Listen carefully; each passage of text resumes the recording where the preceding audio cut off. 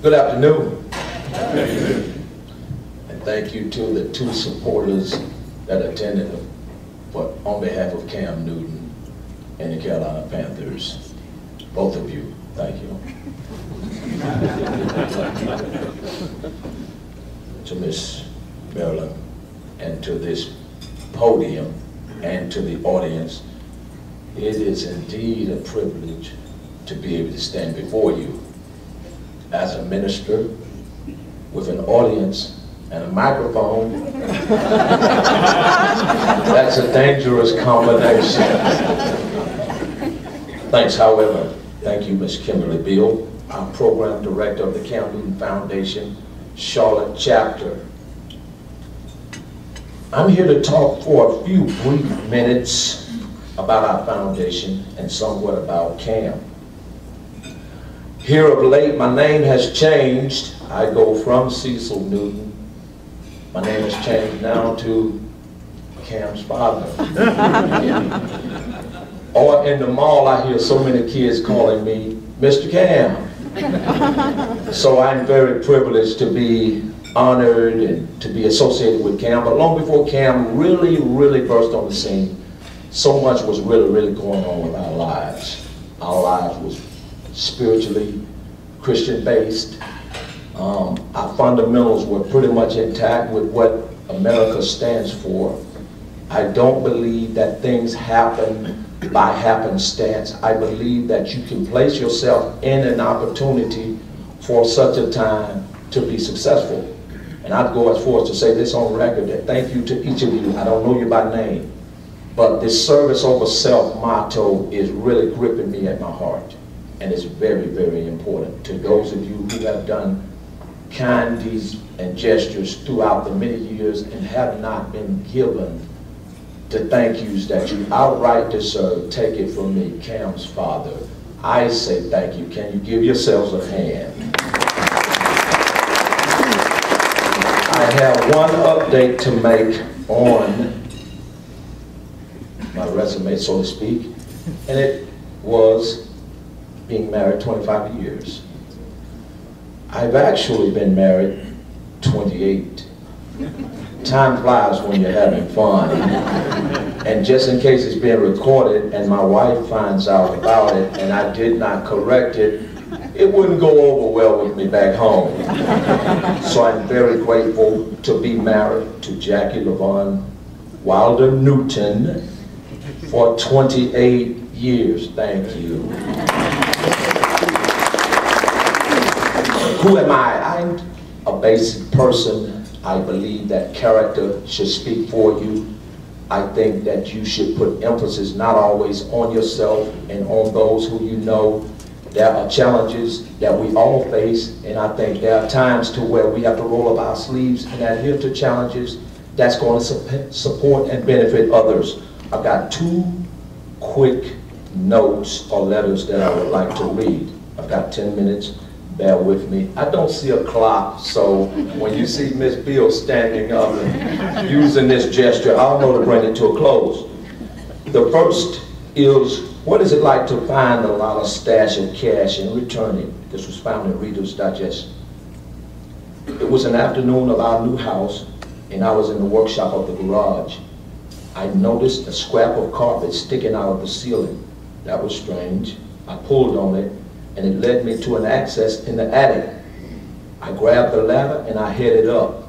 I climbed into a space in the workshop upstairs, off from the rest of the attic. As my eyes adjusted to the dark, I saw a metal container that I recognized as a World War II ammunition box.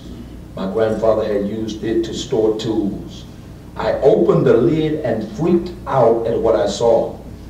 Several rolls of money were tied up in orange twine. Holy cow, I thought.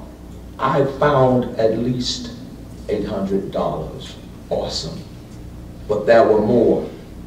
Not only one box of money, there were several bags full. I won't lie.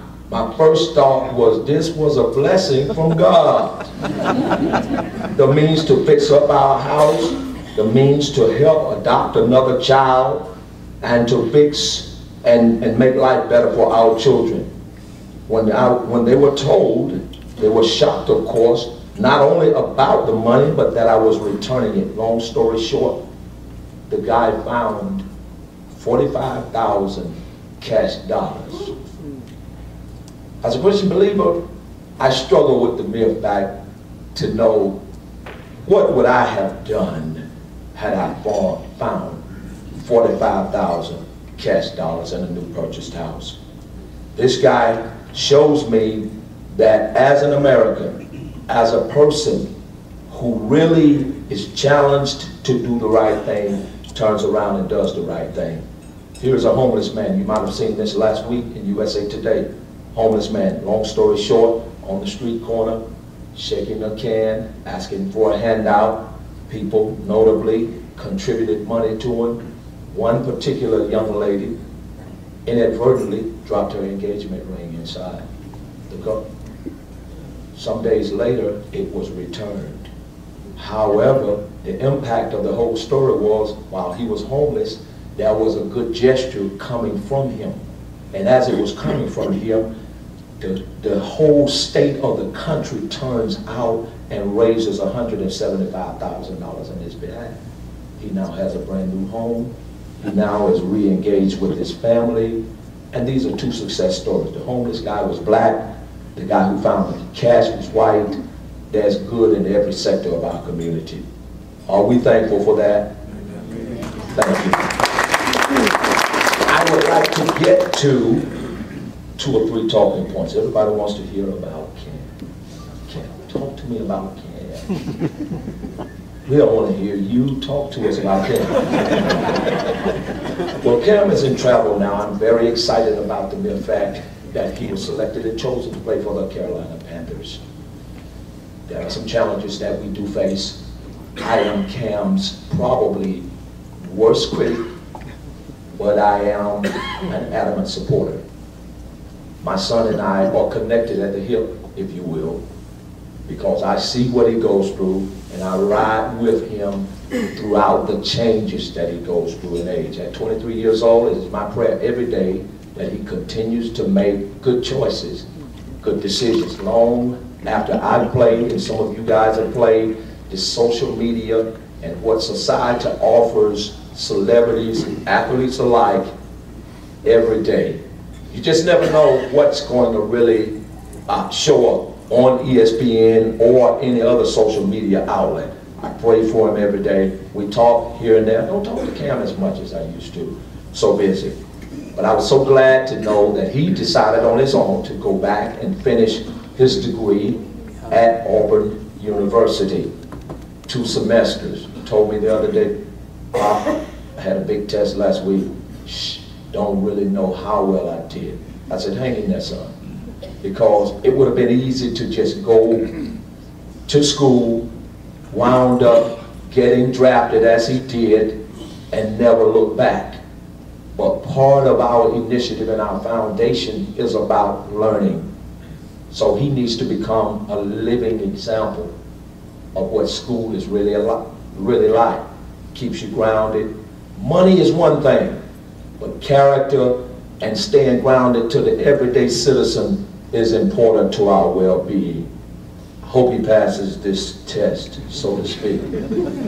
Growing up, who was Cam? Story after story, chapter after chapter. However, at a church event, I can recall as just like yesterday, 6, 7, 8 years old, 25, 30 other kids, members of the church or wherever. Anytime we would gather together, inevitably, Cam would wound up getting hurt some kind of way. All of the adults inside, fellowshipping, having a good time. Screams come lurking from the backyard. And as most mothers know, they know the voice or the tone of their own child. My wife races to the door. Lo and behold, here comes Cam. Bottom lip is split, falling over a wall, playing hide and seek, playing tag or something. Let me build a story for you. We had just come from the hospital less than 2 or 3 weeks ago when my wife's mother had passed. A long illness, so we spent a lot of time at the hospital. She didn't return. The Lord took her home. Not far before that, my father had deceased, and we spent a lot of time at the hospital as well. These were the only 2 times that Cam had a real working of interacting with the hospital. When his lip was split, everybody was screaming, my wife can't stand blood. Come here, son, come here. I looked at it. It was open pretty good. I said, son, we're going to have to take you to the hospital. The screams and the franticness of a 9-year-old you won't believe. His 2 memories of hospital were not good. So for 20 minutes, he campaigned about he didn't need it, he wasn't going, nobody was going to make it. I being the closest person to Cam, come here, son, come here. Settle down, calm down. I had to get my wife away. He and I had to stand out there in the yard alone. I hugged him, I embraced him. I said, son, settle down. It's going to be okay. I'm going with you. Shaking, shivering, all. We finally got my wife under control, got ready to get him in the car. In his tears and his cracking voice of a 9-year-old, he says, tell my family I love them, I'll see them on the other side.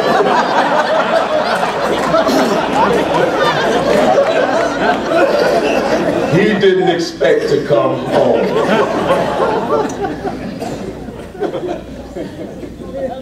Cam is a very committed athlete. He was gifted from way back. And I'm not saying that because he's my son. I sat in audiences to where people did not know who I was. And that can be very brutal. Because if your son plays any sport, soccer, lacrosse, rugby, it doesn't matter. If they don't know you're that child's parent, you're likely to hear anything. And so for that, I can say I have real tough skin and I'm not easily offended. I've been in high school games where the guy next to me is just cutting Cam up one side and down another.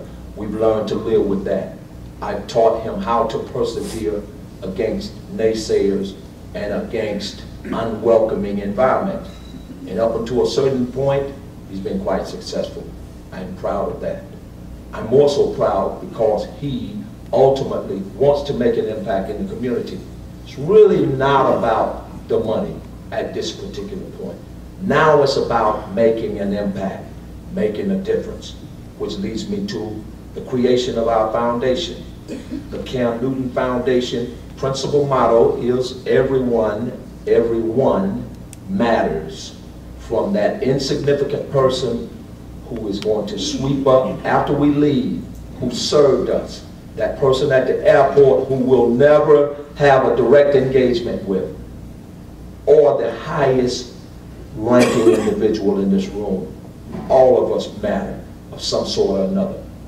And I have compelled him, and he continues to trumpet that motto that they do matter. Cam is really a child at heart, a big kid, loves comedy, likes to have a good time. He is very, very at home with children, middle schoolers, high schoolers alike, elementary school students alike. That's who he really is. Have he taken advantage of all of his opportunities? To a great degree, most of them I think he has. Are there challenges that he has to overcome? Yes, he does. But I think he's going to be good for this city. And I think this city is an outstanding place for him to be associated with. This is, of course, our first marriage by NFL standards. And that first marriage is the best of all marriages. Can I get a witness, someone? There are 3 schools that our foundation has put forth an initiative about learning, teaching, giving, and they are Randolph Middle School, Bradley Middle School, and Thomasboro. All of them have socioeconomic differences. Our foundation is to reach out to the privileged as well as the underprivileged, the socially advantaged, the socially economically disadvantaged. I don't believe that there's nothing in life for free. And I'm here as a proponent to teach people from a grassroots level that if you put the time in, if you put the effort forward, good things will happen. I don't think giving people something for nothing in exchange is going to really benefit us. But Cam, myself, our foundation will roll up our sleeves, as you guys do time and time again, get down to the nooks and crannies, the grassroots level, and try to become an obvious, visible sign of what can possibly happen good for the city of Charlotte. That's why it started, philanthropy, giving back, becoming rooted and grounded with some of those things. We are partnering with the big brothers, big sisters. We're meeting with them. I'm always impressed by people who go out of their way to spend time with people who they're not next of kin to. So I applaud you, whoever you are, and it moves me. I also had an opportunity to go to Carolina's Healthcare. We're trying to partner with them as well. Kids who are there who have suffered long illnesses, they are unique in their own way, and they spoke to me some time ago when I was there last. Sick kids, they're unique, no agenda, they speak what they think, they tell you how they feel. Tell Cam, one young man said, tell Cam, hold his head up. Stop pouting so much. Wow. And I told Cam that. Others said, we support him.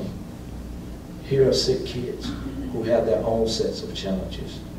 But what Cam does has an impact on them. So we in turn have to turn around and have an impact on them.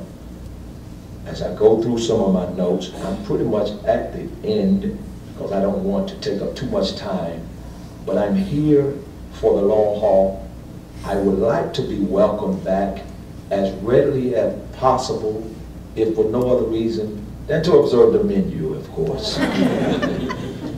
There was a doctor speaking to a man who had an illness, and the doctor said unto him, after observing your prognosis, I have good news and I have bad news. The patient took a deep breath and said, well, give me the good news first. He said, the good news is you have 3 days to live. He was floored. He said, wow, if that's the good news, what's the bad news? The bad news is I forgot to call you the day before yesterday.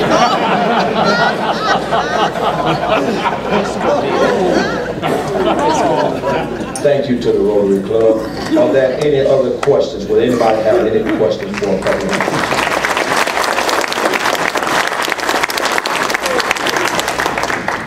Hi. We had Ron Rivera speak,